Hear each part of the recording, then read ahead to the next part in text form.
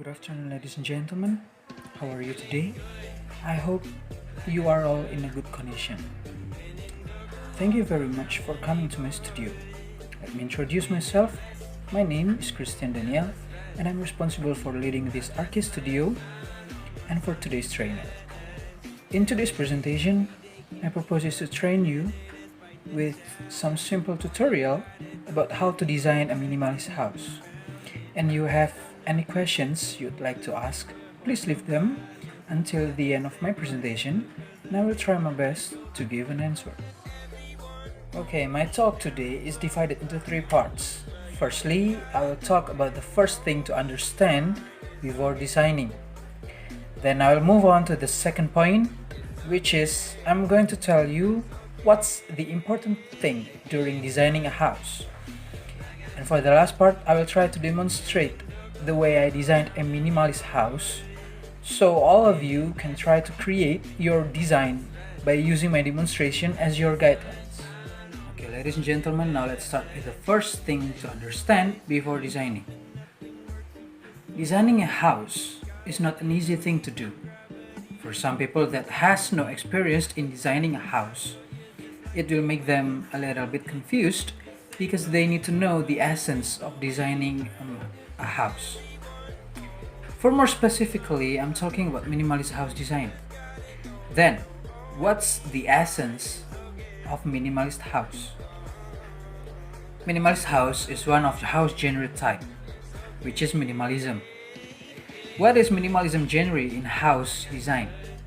Minimalism in house design are about simplicity, basic geometric shapes on building, non-ornament, dominated by vertical and horizontal lines as a beautifying accent for the building, and also the use of pastel colors that are not too bright but similar. So from those five things I already mentioned, the keyword for designing a minimalist house is simplicity concept. Not too much accent, but sufficiently. I'm not going to talk about simplicity concept for today's presentation, but I hope that you could understand that by your own understanding based on what I've explained before. Now, let's moving on to my second point, which is I'm going to talk about the important thing during designing a house. I will give you some points in order to shorten my explanation so it won't be longer. First, set the theme for your house. By setting the theme for your house, it will help you to design your house more specifically. For example, you want to designing a minimalist house. What kind of minimalist house? Is it Scandinavian or is it contemporary minimalist? Or maybe it can be industrial minimalist. That's just for the example. The point is, specify your theme and make more details for your house design so it could help you in designing. Second, location around your house. You should make some observation of your house location so you could decide what design that you want to make. Observation to the location is also necessary before you start designing your house, such as the area around your home location, mobility access, security, and so on. Third is budget. The most important thing during designing a house is budget. Why? Because it is not possible if you make a good design of your house without realization. If you have a sufficient budget, then you can realize your great design in reality. But if you have not enough budget, then you must reduce your design, which might cause budget waste. Then, what's the important thing from my second point is in designing a house? Be creative, be wise, and also be realistic in designing. Not too much expectation, but keep trying to make it good. Well, ladies and gentlemen, we come to the last point of my presentation today. In this last part of my presentation, I will try to give a little demonstration of designing a house using a software in my laptop. I will use SketchUp, Google SketchUp, and I will keep explaining while I'm doing it. So let's begin. Okay, so right here I already have zoning for rooms in this house. So there is a living room, first bathroom, family room, first bedroom, second bedroom, kitchen, second bathroom, and the open area for the backyards. So after the zoning, we're going to make this is the wall. I'm not create some columns here because I'm just trying to explain the essence of designing, not the structure, not at all. So we're going to offset these lines. For each one is 0.15 the width of walls. So we make these lines, we make the offset of these lines is for the wall. After that, we use push and pull. So we pull these lines after we make an offset. We pull it up like this. We press P on our keyboard and make some orbit, and then we just click right here and pull it up like this and type for about 3 meters. Just type 3, then enter. That's it. But I'm not going to do that by using this one because this is the second step. So I already copy this thing like this, and then I pull it up. I pull this up, and then it's like this. So this is the building. This is the building. This is the front yard, and this is the backyard. We're going to have two open area. First is the front of your house, and then the second area is the backyard of your house. So after that, we have this. I already make the doors, make the rooms like this.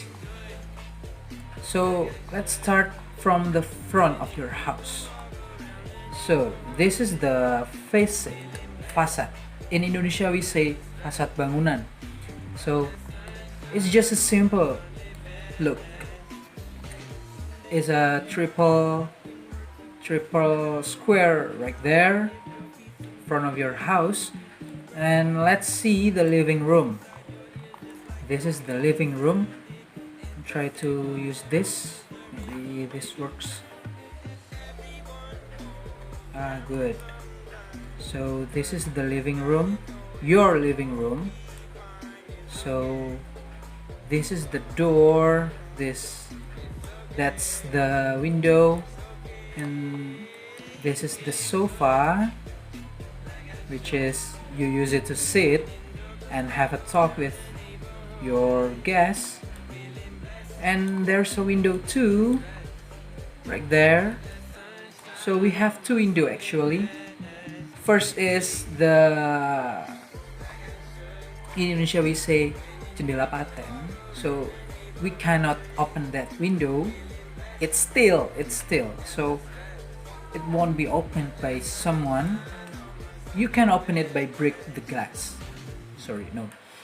And then the second is this one, the sliding window. So we don't use the conventional window like open up by swinging or like or some or any else, but we use this one so it will change our mood, not mood, our facet. So if we use a conventional window, it's mainstream, right?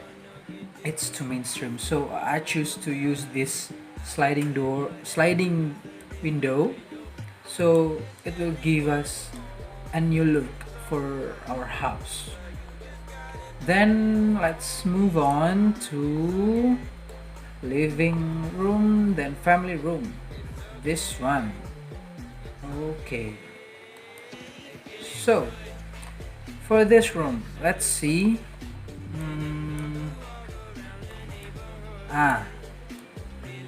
That's the living room. So there's a little square up right here. In Indonesia we say lorong, some space so we can go through our house. In family room we have TV, we have sofa, we have a table right here. Actually two sofa. And besides this little family room is bedroom. Two bedroom actually. These bedrooms are in the same measure. So it's about 3 meters square.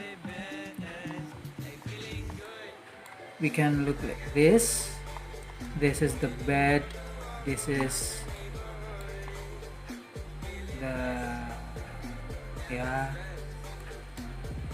and this is the table for work, and also for the other one bedroom I choose the same furniture for this because it's just for your example. Not I don't mean like you should make a similar house like I did, but no, it's just my imagination. And then we're going to move on kitchen. Okay, this is the kitchen. Right here we have a working space for your moms, your dad to cook and create some food like this. And then right here we have table for dining room. So why I decide to give a little space for dining room, because the kitchen is actually have to be close with the dining room. So if we make it too long space, much space for them, it will not be proportional. Especially if we already make a zoning area for our house. So the essence is, when you cook here, you must eat here, right here. When you sleep here, you have to go to bathroom. So bathroom is not too much distancing with your bedroom. It will be close. We have to make a close distance for the kitchen and for the dining room. So I choose this. And then we have bathroom. The bathroom here is still empty. Sorry I don't give anything here, because the schedule is too I have many schedule. So we got two bathrooms right here and here. So let's see. The first bathroom is nearby the family room. Why I give a bathroom here, but there's a dining room too? Because I think when you have a guest and maybe they need to go to bathroom for take a pee or do something, there is an area in zoning area. We can say it is private, it is semi-private, and it is non-private. I mean, private is the area. Is it a private area or not? So, by giving by giving a bathroom right here nearby the living room, it means the first bathroom, is not kind of private area like the living room. Living room is non-private area because you have a guest. If you have a guest and if you make the living room is a private area, then your guest will not have a chair to sit. And of course, it's not a good perspective. It's not a good theory. So if we can say that in Indonesia we can say toilet umum, but in this house I can say this is a public bathroom. So everyone in this house could get in here, including the guests, including the other people from outside our family. They can go here, they can use this bathroom. And the second bathroom is besides the two of bedrooms here. So the position is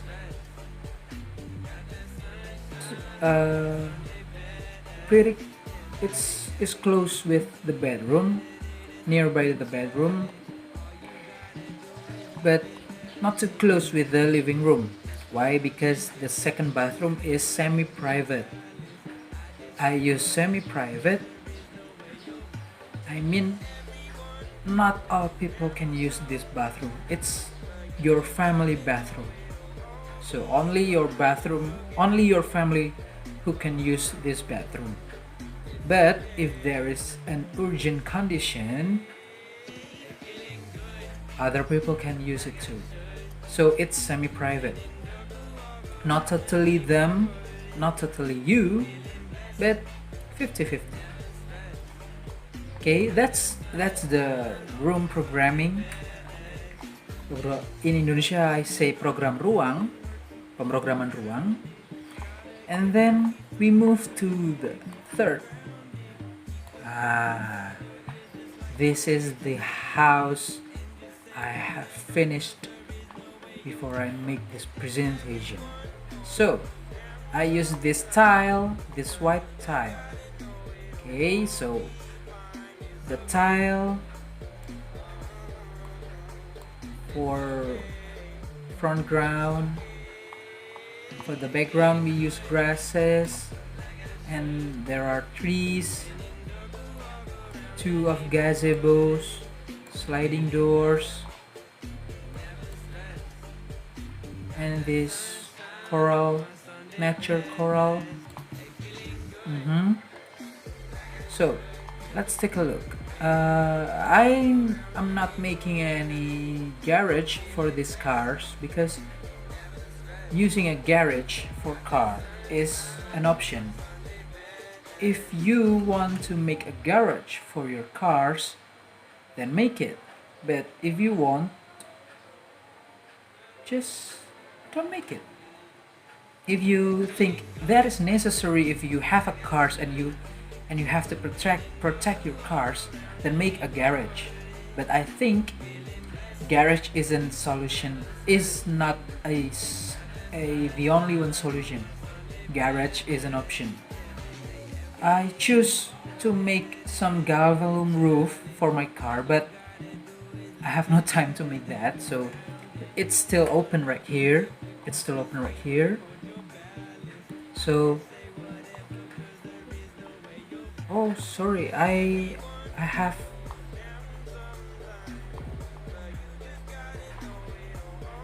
so this one I have to make it some galvanum roof.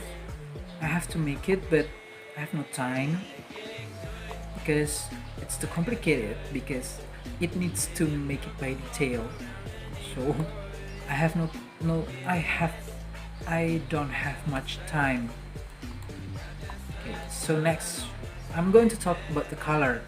I use lime green and light yellow for the color. It's inspired by my house. You can see this is lime green, but not too bright. But what I use in my house, in my designing house right here, is bright, and I mix it with lime yellow. This yellow right here, it brings colorful with green. In color wheels, there is colors.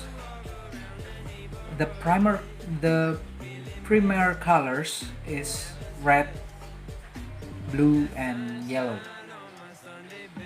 If we mix blue and yellow, we got green.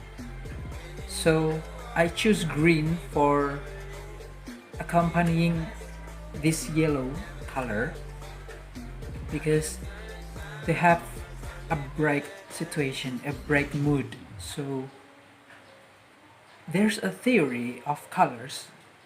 It says colors can bring up our moods. So I believe that works in my house. So I choose bright colors such as lime green and this lemon, this lime yellow. Also for the bedrooms, I make it all. Except for the bathrooms. For the bathrooms, I choose white snow.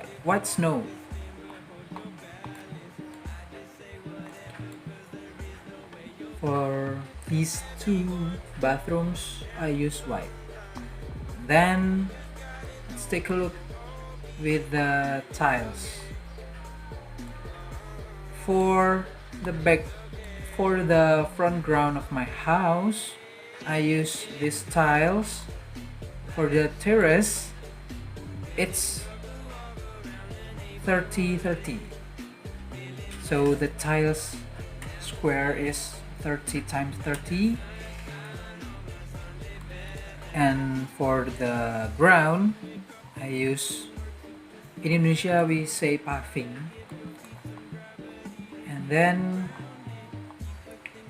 for the house, for the main building, from living room to kitchen until the bedrooms too, I use 60.60 tiles. So it looks bigger, and it's granite. The material is granite, not like a usual tile we used to, but I use granite. Why? Because its material is good enough for every situation from your house.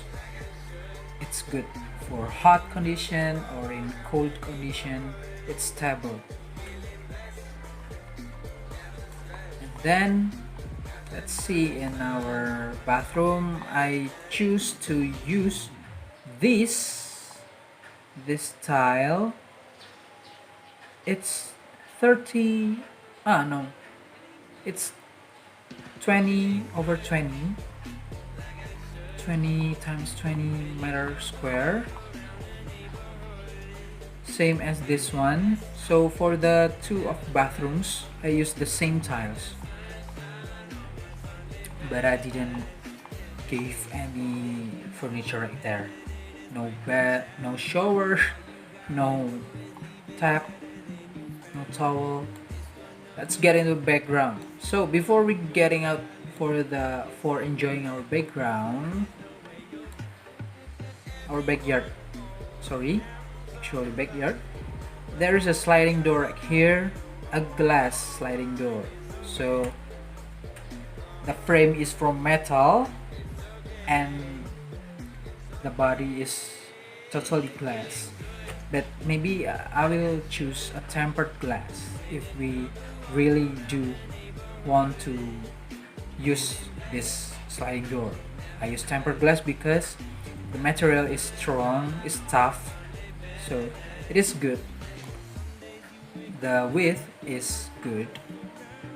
It can give a better, it can be a better solution to use a tempered glass rather than using another type of glass on our sliding door, for the safety, of course, for the safety.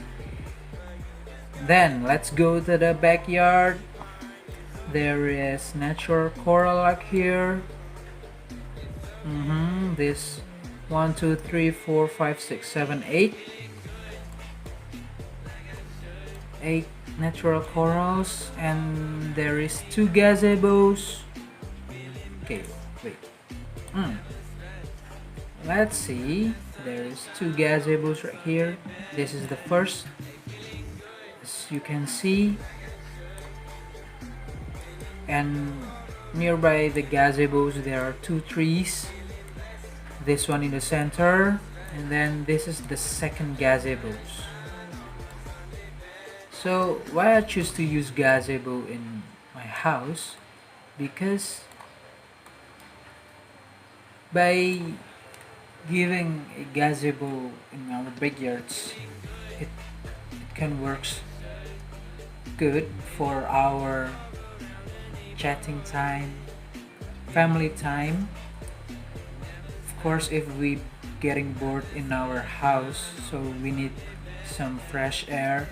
But if we're not going to take a fresh air in the forest or mountain, we can use our gazebo for a family time. Of course, if a big family is coming to your house and we need a big space to gathering around, we can use gazebos. I give 2 gazebos right here. Then this is the end of our house. That's it. The end of our house is from the front yards to the backyards. So our house, the main building, my house design is the center building. So if we take a look from this, and I will change the camera to parallel projection, my house, the main building, this one, the main building is in the center of the area. So I make it 50-50, 25, 25, 25, and this one is 50. So the house is the biggest percentage of the area. So there is a roof right here. I already make this roof. Sorry, I'll change it perspective. I already make this roof before I present it to you. And if I collect the roof, make it in one. So this is the final of my house. That's it. Roof is just for the main building, not for the backyard. So the backyard is totally opened up. Only the 2 gazebos who have a roof has a roof. it will be naturally have a rainwater, have a great situation right here, so you can enjoy some rain or some summertime like that. So that's it. This is the final house. Also, the fencing is using a brick. It's naturally brick. It's brick, red brick. Also, the pillars right here, there are 3 of them. It's using brick too. Like this. Okay. Then the fence here is using metal. As usual, we use metal. So that's it. This is the final house. Thank you for watching my tutorial. Okay, now I'm going to summarize all the points from my presentation. Designing a house is not an easy thing to do. When inexperienced people are trying to design a house, first thing they have to understand is the essence of designing a house. When they already understand about the essence, the next is they have to understand at least 3 important things during designing a house. They are theme, the location, and budget. After all the things I've been explaining to you before, I've given a tutorial for designing a minimalism house, and I hope you could understand what I've explained before.